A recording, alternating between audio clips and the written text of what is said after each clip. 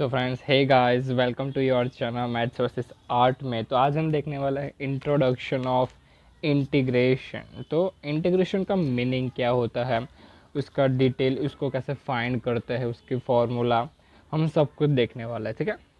So first of all, introduction of integration is know as, हम इसको use करते हैं एरिया फाइंड करने के लिए, वॉल्यूम फाइंड करने के लिए, centre point and many usually things. इसको हम काफ़ी सारे चीज़ों में यूज़ करते हैं, राइट। हम 11th 12th BSc इंजीनियरिंग, काफ़ी सारे फील्ड में इंटीग्रेशन का यूज़ आता है। बट हमें यही नहीं पता होता कि इंटीग्रेशन होता क्या है, राइट। सो इस वीडियो में हम देखेंगे सारी बातें, और ठीक है। तो फर्स्ट ऑफ ऑल, इंटीग्रेशन को समझने के लिए हमको एक कर्व चाहिए, मीन्स एक फंक्शन चाहिए, like this y is equal to f of x. कोई भी एक फंक्शन है मेरे पास, ठीक है, और उसका एक ग्राफ जो है वो मैं रेंडमली दौड़ रहा हूँ यहाँ पर, x और y आएगा ऐसे, ठीक है, ऐसे कोई आ रहा है।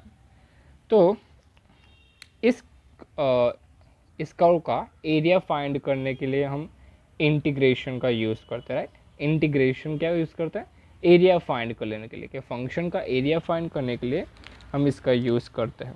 लाइक मुझे फाइंड करना है इस फंक्शन का एरिया। फंक्शन क्या है, y is equal to f of x, कोई भी हो सकता है, हम एग्जाम्पल भी देखेंगे आगे।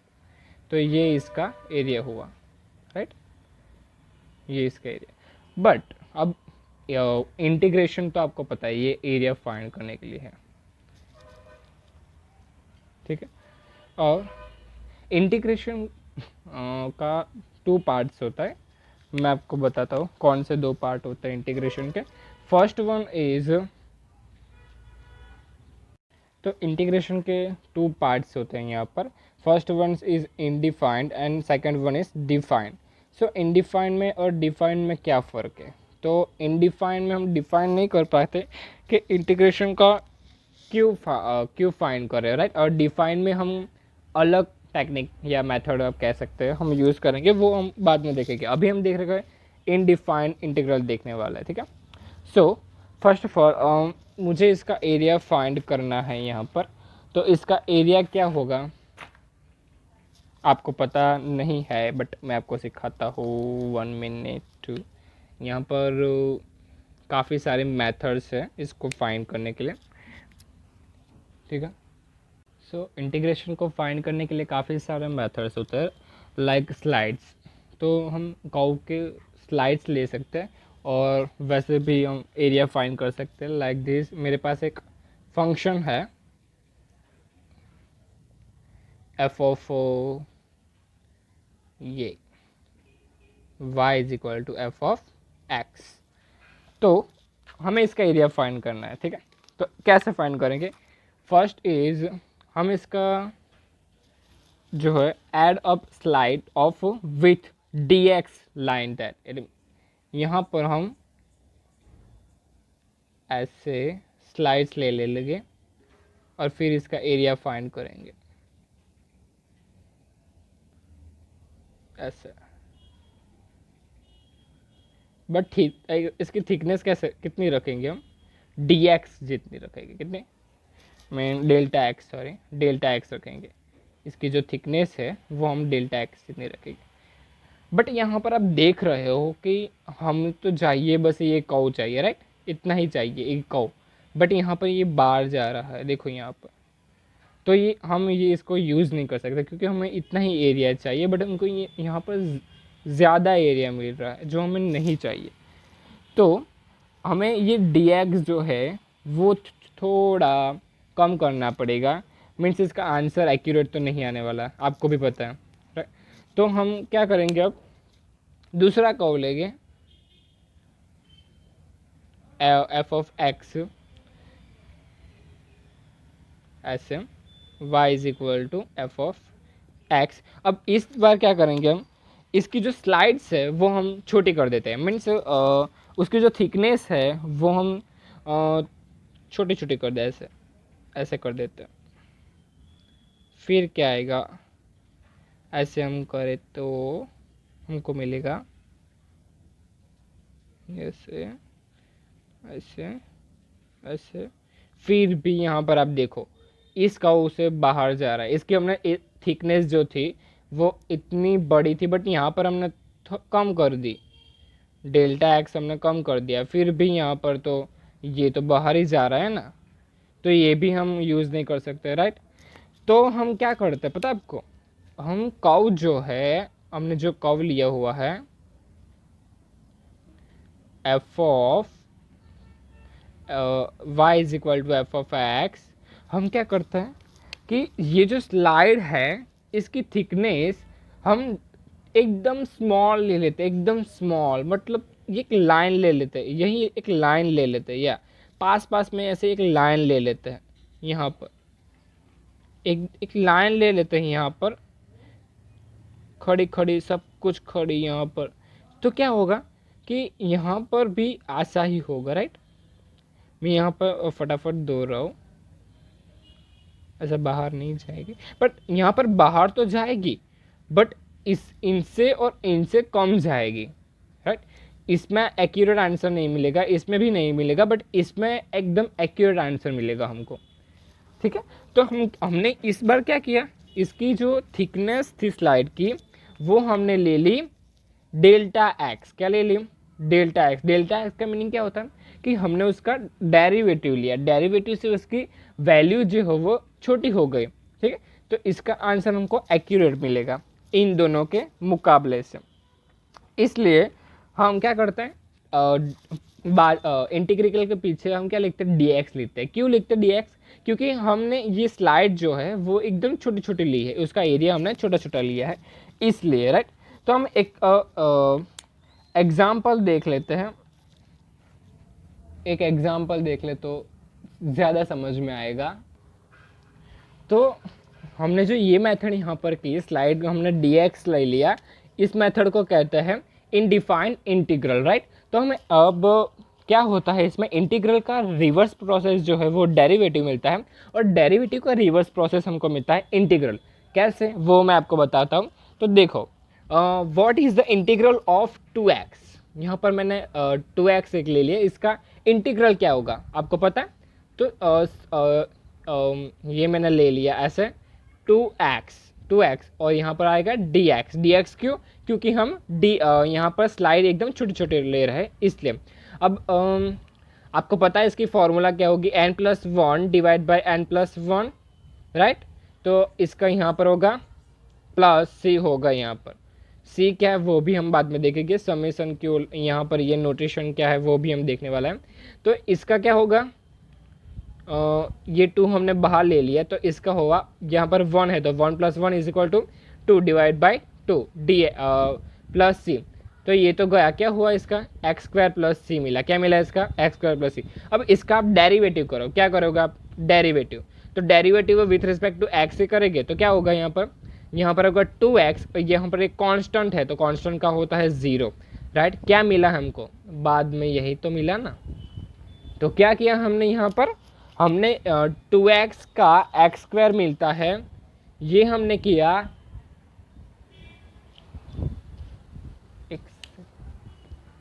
यार गाइस आप देखो सब अचानक से मौसम सारा का सारा ख़राब हो गया। मुझे आपको दिखाना तो नहीं चाहिए, बट अब नीचे जा रहा हूँ मैं, तो मैंने सोचा कि चलो आपको ये भी दिखा दूँ। काफ़ी मौसम बिगड़ गया यार, शिट, नॉट प्रॉब्लम, हम कंटिन्यू करेंगे आगे। सो 2x का अब हम इंटीग्रल करेंगे तो क्या मिलेगा हमको, x², राइट। और इसका हम डेरिवेटिव करते हैं तो हमको 2x मिलेगा, क्या करता है डेरिवेटिव, तो इसका डेरिवेटिव मिलेगा हमको 2x, और 2x का इंटीग्रल मिलेगा हमको x², ओके। अब इसका नोटेशन हम देख लेते हैं, अब इंटीग्रल के नोटेशन के बारे में बात कर लेते हैं। तो इंटीग्रल का नोटेशन आप सबको पता होता है कि क्या होता है, ये इसका मीनिंग क्या है, तो सम होता है, क्या होता है, इंटीग्रल का मीनिंग होता है सम, ठीक है। जैसे 1+2+3 हम सम करते हैं वैसे ही। तो इंटीग्रल का दूसरा नाम है समेशन। तो समेशन में से जो एस होता है वही इसका नोटेशन है एस, बट बड़ा एस। ठीक है, तो हम लिखते क्या है, एक फंक्शन हो हमारे पास लाइक 2x, हमने अभी ही देखा ना 2x, और पीछे क्या लिखते हैं dx।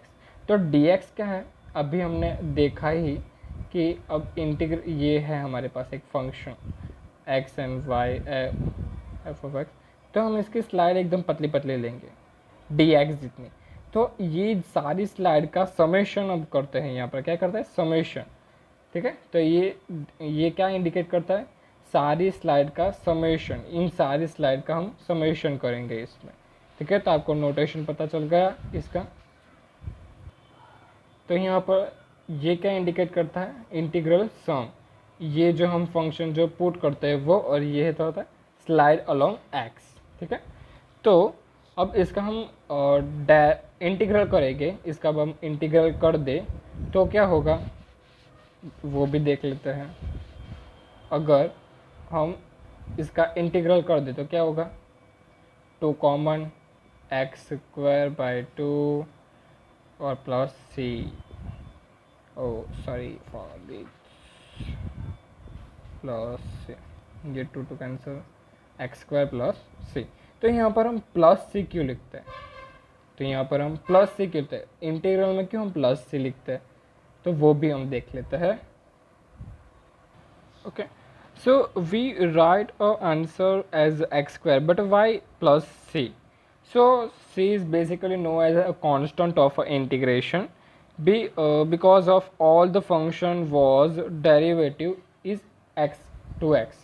So here हमने अभी अभी देखा कि 2x dx का क्या आंसर आता है x² प्लस सी, राइट। सो अब इसका डेरिवेटिव करते तो क्या होता है, डेरिवेटिव में विथ रिस्पेक्ट टू x मैंने लिया यहाँ पर, तो हो जाएगा 2x, ये कांस्टेंट तक हो जाएगा 0। तो यहाँ पर क्या होगा, कांस्टेंट की जगह पर 0 आ गया। अगर मैं कुछ और दूसरा एग्जांपल यहाँ पर ले लूँगा कि मेरे पास है x², ठीक है, तो +4 एनी वन यू कंसिडर, तो इसका डेरिवेटिव क्या होता है 2x प्लस 0 ही होगा ना। कांस्टेंट यहाँ पर डेरिवेटिव में क्या हो रहा है 0 हो रहा है। तो यहाँ पर हम देखें तो 2x का जो यहाँ पर इंटीग्रल करेंगे, क्या करेंगे इंटीग्रल, तो इंटीग्रल में क्या होगा x² प्लस सी हो जाएगा। कि ये मैंने ले लो x² plus 4 x² plus 9 any one x plus 99999, उसका डेरिवेटिव हम लेंगे। अगर हम यहाँ पर डेरिवेटिव हम लेते हैं तो ये सारे जो कांस्टेंट है उसका क्या हो जाएगा 0 ही होगा ना, यहाँ पर प्लस तो यहाँ पर 0 ही होने वाला है, राइट। इसलिए हम जब किसी भी फंक्शन का डेरिवेटिव करते हैं तो यहाँ पर कांस्टेंट हो जाता है 0, और इसका हम इंटीग्रल करते हैं तो क्या होता है, यहाँ पर हम इसका इंटीग्रल करते हैं तो क्या होता है, इसका इंटीग्रल होता है, राइट। तो 2x का इंटीग्रल होगा, ये कांस्टेंट आएगा पीछे, बट हम इसका डेरिवेटिव करते हैं तो इसका कांस्टेंट हो जाता है 0। ठीक है, अब हम देखेंगे डिफाइनेंट इंटीग्रल। पहले हमने देखा इनडिफाइंड इंटीग्रल, जिसमें हम क्या करते हैं कि एरिया जो है वो हम यहाँ से लेकर यहाँ तक जाते हैं, राइट। बट इनडिफाइंड में क्या होगा कि अगर आपको कोई भी फंक्शन की वैल्यू चाहिए तो यहाँ पर एक पॉइंट होगा a और b, तो हम अब इसका एरिया फाइंड करेंगे। स्पेसिफिक पॉइंट दिए गए होंगे हमको, इसको कहते हैं डिफाइंड इंटीग्रल। ठीक है, इसमें हमको दिया गया है a और b। तो अगर हम एक एग्जाम्पल देखें, एग्जाम्पल के थ्रू इसको समझे तो क्या होगा, यहाँ पर है a, इसकी पहले formula a to p f of x dx होगा, राइट।